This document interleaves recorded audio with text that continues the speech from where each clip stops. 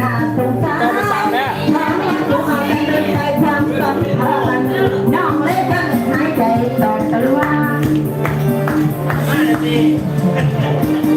ถ้าไอ้นั้นเป็นสามีที่น้องโอ้ยถ้าไอ้เป็นผัวที่น้องอันนี้จะขอวันเกิดจ้าจะขอวันเกิดนะจ้า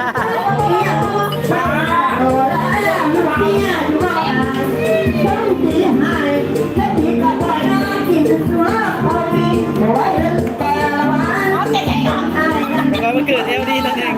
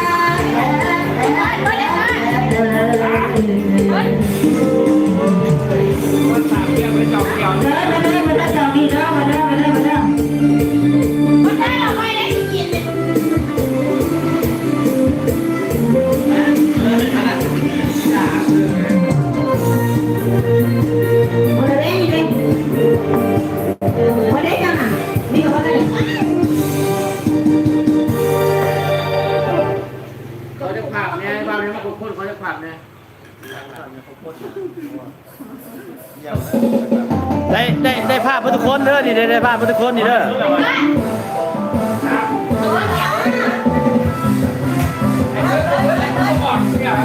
อันนี้แม่เจ้าของมันเกิดถ้าแม่เรื่อยวะ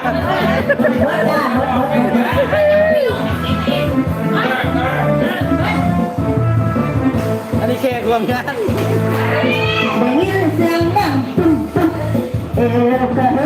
อยากเป็นเล่อาการเป็นที่อยากเป็นโอเคแล้ว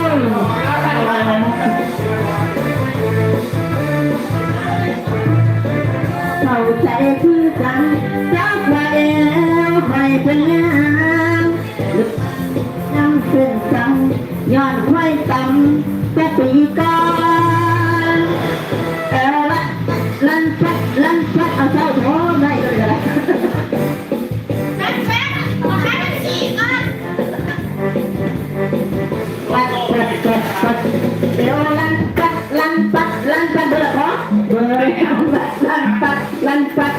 เดี๋ยวมันลามเสียงดังดังปัดจะ